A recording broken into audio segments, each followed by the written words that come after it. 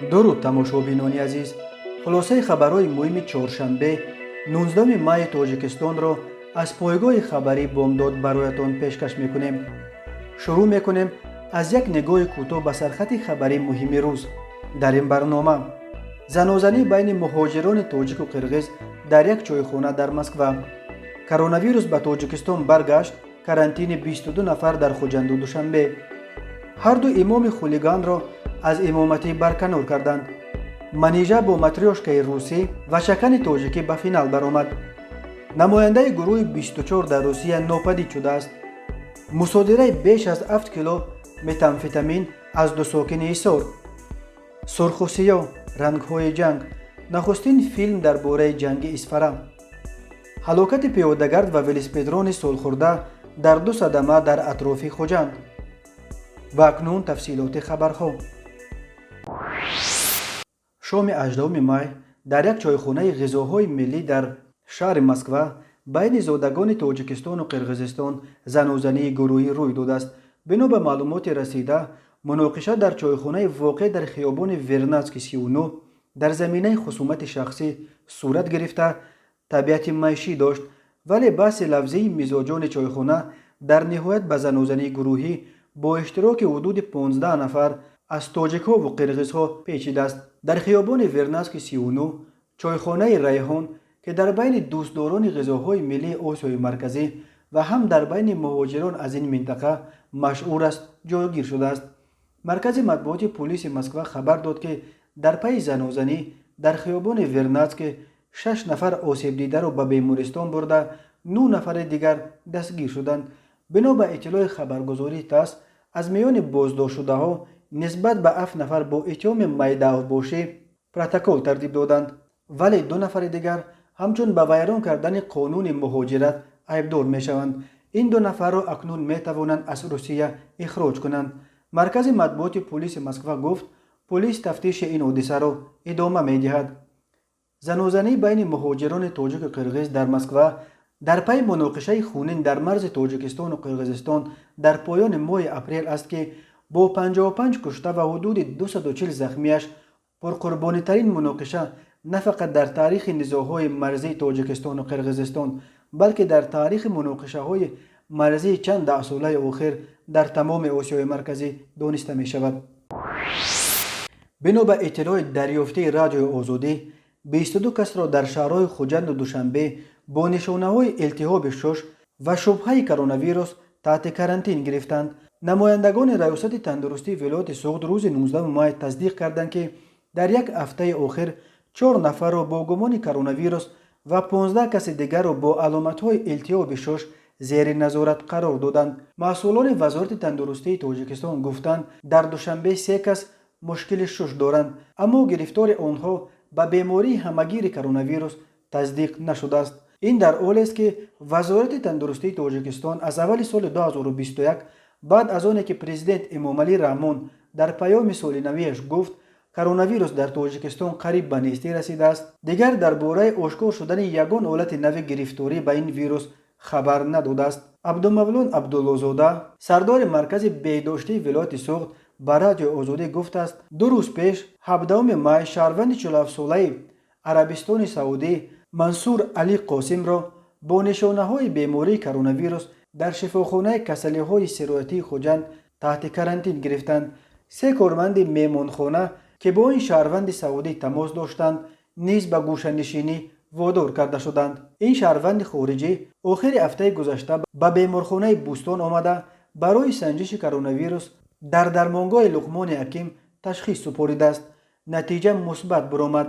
мо зуд ӯро ба карантин гирифтем, гуфтааст Абдуллозода. Радиои Озодӣ менависад, маълум нест, ки чаро натиҷаи тести ин шаҳрванди Саудӣ ба омори расмӣ ворид карда нашудааст. дар ҳамин ҳол, бо иттилои дарёфтии Радиои Озодӣ, 3 корманди дафтари ЮНИСЕФ дар Тоҷикистон бо нишонаҳои илтиҳоби шуш бистарӣ карда шуданд ва ин созмон баъзе аз кормандони худро ба кори фосилавӣ фиристодааст.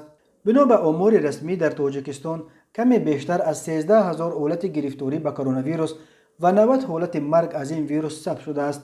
вале мунтақидон ин омор ва ҳамин тавр иддаъҳои мақомот дар бораи гӯё дар 5 ماه اول سال 2021 آشکار نشدن یگان حالت نو گرفتاری به کرونا ویروس در تاجیکستان را زیر شبهه میگذارند و بر اینند که مقامات مقیاس و دامن واقعی پنشوی این بیماری را در کشور به کدام دلیل ناروشن از جامعه پنهان نگاه می‌دارند.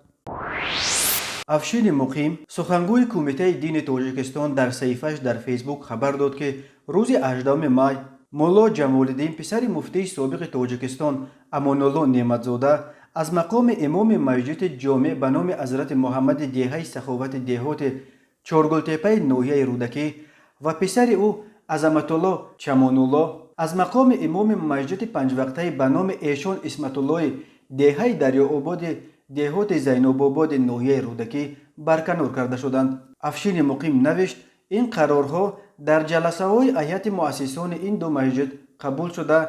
عظمت الله چمان الله با خواهش خودش ولی پدر او مولا جمال‌الدین بنا به وضع سلامتی روزگی شفایی رعایت نکردن طلبات نظامنامه مسجد و شرطنامه همکاری و خدمت رسانی وابسته به تربیه اخلاقی و معنوی از امامتی رانده شدند. معلوم نیست که به جای مولا جمال‌الدین کی را تعیین کردند، ولی به جای پسر او هیئت مؤسسان به مقام امام مسجد دریاآباد ختم کرده دانشکده اسلامی اسرارالدین کثیروف را انتخاب کردند. اسم این پدر و پسر اخیراً در رابطه به ویدیو مناقشه و دشنامدهیشان در مسجد دریاآباد رسانه‌ای شد. به گفته شاهدان نمازگزاران مخالف به امامتی این مسجد نشاندن عظمت الله معروف با نام اعظم پسر مولا جمال‌الدین بودند، چون که او اخیراً با اتهام دزدی از خانه پدر عروسش حبس شده بود و هرچند در عوض 100,000 سومانی پاره از جوابگری خلاص شد، ولی مردم نمیخواستند تحت رهبری نفری که با دزدی بدنام شده است نماز بخوانند. اما مولا جمال‌الدین و پسرش مردم را دشنام داده تهدید کردند که همه‌شان را همچون سلفی و نهضتی به مقامات می‌سپارند. در شکل پوره ثبت صدای آن جنجال که 15 دقیقه است و نسخه‌اش به اداره پایگاه خبری بامداد رسید، شنیده می شود که اعظم با یک کارمند میلیسا زنگ زده او را گنرال خطاب می کند و می خواهد که او به دریاآباد آمده جلوه مردم را کشد. قبلا گزارش شده بود که روز 7 می در مسجد دیهه دریاآباد ناحیه رودکی پیش از نماز تراویح بین امام خطیب و چند نمازگزار جنجال شده است. امام این مسجد جمال‌الدین نعمتزاده پسر مفتی پیشین تاجیکستان امان الله نعمتزاده می باشد. آوازخوان زاده تاجیکستان منیژه سنگین که امسال روسیه را در آزمون معتبر موسیقی قاره اروپا ایورویژن 2021 نمایندگی می کند، به مرحله نهایی یا فینال این آزمون راه یافت.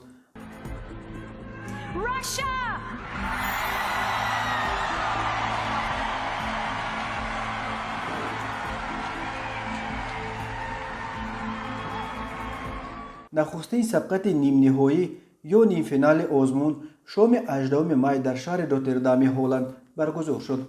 منیژه اجرای ترانه‌اش با نام راشن وومن را با لباس شبیه ماتریوشکای روسی سر کرده و سپس از ماتریوشکا بیرون جهیده با پیراهن سرخ نقش و نگارش برگرفته از چکن تاجیکی تماشابینان و همه را به وجه آورد.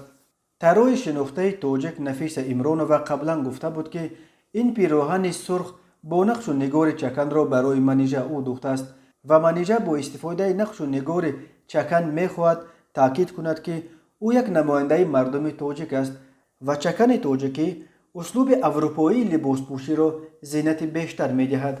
همراه با منیژه رقیبانش از نروژ و اسرائیل نیز به مرحله نهایی راه یافتند. مرحله نهایی ایورویژن شب 22 می بعد معلوم شدن همه داوطلبانی که به این مرحله راه می‌یابند برگزار خواهد شد. شانس منیژه برای پیروزی در این آزمون معتبر بلند شمرده می شود، چون که کلیپ ترانه او راشن وومن با نزدیک 11 میلیون تماشابین تا امروز پرتماشابیننده ترین ترانه در یوتیوب کانال رسمی ایورویژن دانسته می شود. انتخاب منیژه باعث نماینده روسیه در ایورویژن 2021 در جامعه روسیه موج واکنش‌های منفی از جمله از جانب برخی شخصیت‌های شناخته را به وجود آورد. بدبینان خود این را که روسیه را در آزمون اساسی موسیقی اروپا یک زاده تاجیکستان نمایندگی می‌کند زیر شبهه گذاشتند. منیژه سنگین اقرار کرد که چنین معرکه گسترده بدبینی را بعد انتخابش همچون نماینده روسیه در آزمون اورویدن انتظار نداشت. او گفت مناسبت بدبینانه به پیروزی او همچون یک نفر زاده تاجیکستان نشان میدهد که مشکل ملتگرایی و بیگانه بدبینی در روسیه در سطح جدی وجود دارد. رحمت جان محمد جان، نماینده حرکت سیاسی فعلا در تاجیکستان ممنوع گروه 24، روز 18 مای در شهر مسکو از خانه برآمده بیدرک شده است. گروه 24 شام 18 مای در یک اطلاعیه گفت رحمت جان محمد جان بار آخر روز 18 مای ساعت 12:19 به رابطه برآمده، پس از آن علاقه به او قطع شده است. پیروان گروه 24 میگویند تلفن رحمت جان محمد جان خاموش بوده، او توسط میسنجرها و شبکه‌های اینترنتی نیز پاسخ نمیدهد و آنها ترس دارند که مبادا او را هم مثل برخی دیگران از فعالان این سازمان از روسیه به تاجیکستان برده باشند. گروه 24 در اطلاعیه‌اش گفت برای جستجوی رحمت جان محمد جان و روشن نمودن حادثه این سازمان اپوزیسیونی یک وکیل مدافع را در مسکو جلب کرده است. رحمت جان محمد جان 31 سال دارد. او سال 2014 به گروه 24 پیوست و بعد از روسیه و دیگر کشورهای اسنگی به اروپا هجرت کردن بخش اعظم طرفداران گروه 24 در روسیه ماند و چند سال آخر نماینده این گروه در روسیه بود. رحمت جان محمد جان همراه چند عضو دیگر گروه 24 روز 24 ایون سال 2020 علیه اشتراک پرزیدنت تاجیکستان امامعلی رحمان در پراد غلبه در مسکو راهپیمایی اعتراضی دایر کرده بودند. پلیس او و شابدین بدالوف باز یک عضو فعال گروه 24 را در پهلوی میدان سرخ دستگیر کرد. دادگاه نوع تور شهر مسکو ابتدا آنها را با جرم مقاومت به کارمندان پلیس به 15 روز حبس مأموری محکوم کرده و برای ویران کردن ترتیب برگزاری پیکت اعتراضی هر کدام را به مبلغ 15,000 روبل جریمه بست. آنها روز 9 ایول بعد ادای 15 روز حبسشان آزاد شدند، ولی هر دو را در نزد دروازه بازداشتگاه دوباره دستگیر کردند و همان دادگاه نوع تور روز 2 ایول آنها را این دفعه با جرم نمایش رمزهای فاشیستی باز به 15 روز حبس مأموری محکوم کرد. این دو عضو گروه 24 تنها روز 24 ایول پر آزاد شدند، ولی شابدین بدالوف زاده ناحیه 5 و عضو گروه 24 صبح 1 سپتامبر سال 2020 در منزل زیستش در شهر نیژنی نوفگورود روسیه از طرف افراد نامعلومی لباس پلیس در تن بازداشت شد. گروه 24 روز بعد اعلان کرد که بدالوف را الکی به تاجیکستان استرداد کردند، ولی با گذشت قریب 9 ماه مقامات تاجیکستان تا حال استرداد شابدین بدالوف از روسیه را رسما تصدیق یا رد نکردند و سرنوشت این عضو گروه 24 بعد ناپدید شدنش در روسیه همچنان نامعلوم باقی میماند.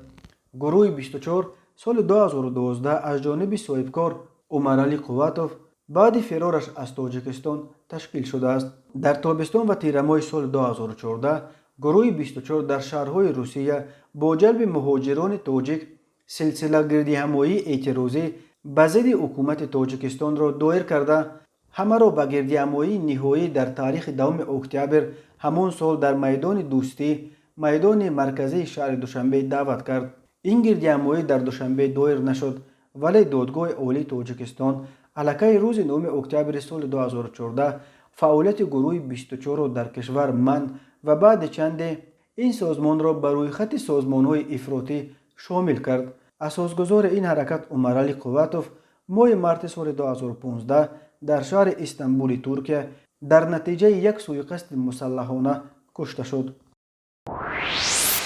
مرکز مطبوعات اگنسی مبارزه با مواد مخدر تاجیکستان روز 18 مای خبر داد که ماه اپریل کارمندان این نهاد از 2 ساکن ایسار بیش از 7 کیلو ماده‌های پسیخوتروپی نوع متامفتامین مصادره کردند.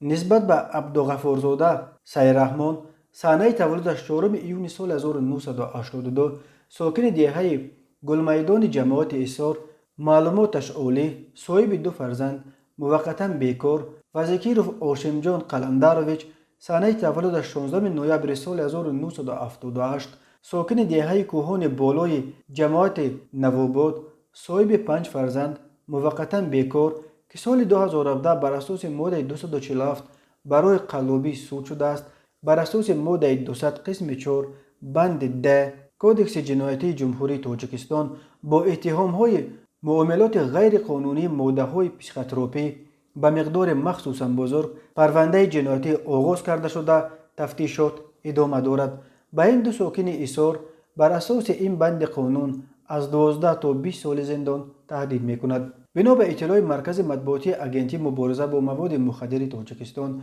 کارمندان این نهاد ابتدا هنگام از نظرگذرانی افت تمغه دیو نیکسیا رقم قید دولتیش 6317 NN 01 تحت اداره شهروند عبدالغفارزاده سیرحمان یک بسته سلفان رنگش سیاه که در داخلش مواد کریستالی رنگش سفید را جای کرده بودند یافت و مصادره کردند.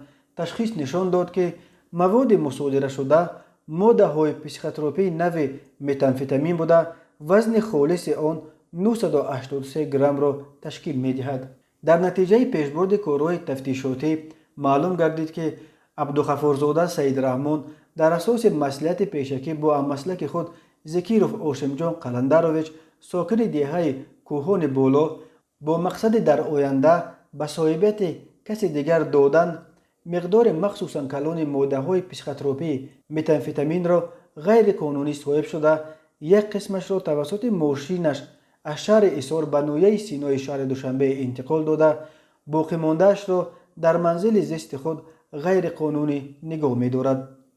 مقامات هنگام گفتگو از انبارخانه منزل عبدالغفارزاده سیدرحمان در دهه گلمیدان زیاده از 2 کیلو متامفتامین پیدا کردند. همچنین هنگام گفتگو از اجره میمانخانه زکیروف 4 دستگاه نو آماده سازی افشرده یافت گردید که به داشتن لیاقت اپراتیوی معلوم نمودن مخفیگاه مخصوص در داخل آنها غیر امکان بود. همین طریق از داخل دستگاه های افشرده 4 کیلوگرم و 210 گرم ماده های پسیخوتروپی متامفتامین بازیافت و مصادره کرده شد. حجم مواد مصادره گردیده در مجموع 7 کیلو و 393 گرم تشکیل می دهد.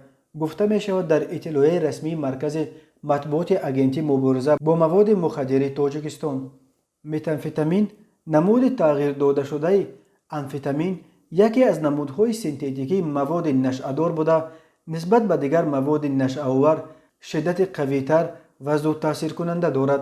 وابسته از نمود ظاهرش به این مواد نام‌های کوچکی کریستال، شیشه و یخ را منسوب می‌دانند. این مواد در لابراتوری‌های غیر قانونی دولت‌های خارجه آماده و با راه قاچاق به تاجیکستان آورده می‌شود. استعمال این گونه موادها جوانان را گمراه و فریفته نموده به سالمی جامعه و گنفوند ملت ضربه منفی می‌رساند. ولی متاسفانه نشأه جلبان به خاطر گرم نمودن بازار جنایی خود کوشش می‌نمایند که با هر راه و واسطه هزارها نفر را به دام فریب خود گرفتار نمایند، تأکید کرده است مرکز مطبوعات اگنتی. خبرنگار شناخته تاجیک آرزوی عیسی روز 18 می در کانالش در یوتیوب فیلم نو خود را با نام سرخ و سیاه رنگ‌های جنگ نشر کرد. این فیلم درباره مناقشه اخیر خونین در مرز اسفره با ناحیه بادکند قرقیزستان قصه می‌کند. آرزو عیسویف در این فیلم نیم ساعته از مرحله‌های اصلی مناقشه پایان ماه اپریل از جمله از سربند آب باعثی گالونوی و همچنین از خانواده‌های ساکنانی که عزیزان خود را در این نزاع اخیر از دست دادند دیدن می‌کند و همچنین با خبرنگارانی که برای پیگیری تحولات به اسفره رفته بودند صحبت می‌کند. در مناقشه پایان ماه اپریل در مرز با قرقیزستان از دو طرف دست کم 55 نفر کشته و حدود 240 تن دیگر زخمی شدند. این مناقشه پرقربانی ترین مناقشه نه فقط در تاریخ نزاع‌های مرزی تاجیکستان و قرقیزستان بلکه در تاریخ مناقشه‌های مرزی چند ده ساله اخیر در تمام آسیای مرکزی دانسته می شود. سرخ و سیاه رنگ‌های جنگ آرزو عیسی نخستین فیلم مستند است که جزئیات مناقشه اخیر در مرز اسفره را مشکفایی می کند. ژورنالیست دیگر تاجیک دلیر امامعلی نیز در پی نزاع اخیر برای تهیه فیلم مستند به اسفره سفر کرده بود. маркази матбуоти вазорати корҳои дохилаи тоҷикистон хабар дод ки рӯзи 18 май бар асари ду садама дар атрофи хуҷанд як велосипедрони 71сола ва як пиёдагарди 56сола ба ҳалокат расиданд. аз ҷумла соати 15:30 ронандаи мошини тамғаи Toyota Prado Саидалиев Манучер Суробович соли таваллудаш 1987 сокини шаҳри Душанбе ҳангоми ҳаракат дар роҳи нақлиётгарди Ғафуров Хуҷанд дар ҳудуди ҷамоати унчии ноҳияи Бобоҷон Ғафуров бехатарии ҳаракати роҳро таъмин карда натавониста дучархарон Ахмедов Исмоилҷон соли таваллудаш 1950 сокини ҷамоати деҳоти унчиро пахш намудааст. дар натиҷа дучархарони солхӯрда ҷароҳатҳои вазнини ҷисмонӣ бардошта дар беморхона ба ҳалокат расидааст. мутаассифона баъди 2 соати ин садама соати 17:30 ронандаи Мерседес Спринтер Сангинов Ҳайдарбой Мансурович соли таваллудаш 1990 сокини ҷамоати деҳоти Усмони ноҳияи Бобоҷон Ғафуров ҳангоми ҳаракат дар роҳи Душанбеи Хуҷанд Чаноқ дар ҳудуди ҷамоати Қалачаи Калон пиёдагард Раҳимҷонов Фахриддин Абдуғафурович соли таваллудаш 1965 сокини ҷамоати Қалачаи Калонро пахш намудааст. дар натиҷа пиёдагард Раҳимҷонов Фахриддин ҷароҳатҳои вазнини ҷисмонӣ бардошта дар ҷои ҳодиса ба ҳалокат расидааст. ҳар сол бар асари садамаҳо дар роҳҳои Тоҷикистон то 400 нафар ба ҳалокат расида беш аз 1200 тани дигар маъюб мешаванд. сокини 38-солаи ҷамоати Зайнабободи ноҳияи Рӯдакӣ ба он гумон бар мешавад ки соли 2020 аз сокини 30-солаи шаҳраки Сомониён бо ваъдаи гирифта додан ва ҳуҷҷатгузорӣ кардани 16 сотиқ замин аз ҳудуди ҷамоати Зайнабобод 105 000 сомонӣ гирифта бо ҳар баҳона корро кашоф додааст ва аз ин маблағ амагӣ 34 000-ашро баргардонида 71 000 дигарро ба манфиати шахсӣ сарф намудааст. инчунин сокини 30-солаи ҷамоати Шоҳмансури шаҳри Душанбе ба он гумон бар мешавад ки моҳи ноябри соли 2020 дар кӯчаи Мастонгулов дар назди бинои рақами 20 бо роҳи фиреб ба боварии сокини 35-солаи пойтахт даромада аз ӯ барои тиҷорат $12,000 гирифтааст, вале ин пулро ба манфиати шахсияш сарф намуда то ҳол бар нагардонидааст. тамошобинони азизу гиромӣ, ин буд муруре ба хулосаи чанд хабари муҳими рӯзи 14 майи Тоҷикистон. хабару гузоришҳои бештар аз Тоҷикистон ва дар бораи Тоҷикистонро дар сомонаи пойгоҳи хабарии Бомдод дар ин нишона пайгирӣ кунед: cw.bomdod.com. хуш бошед.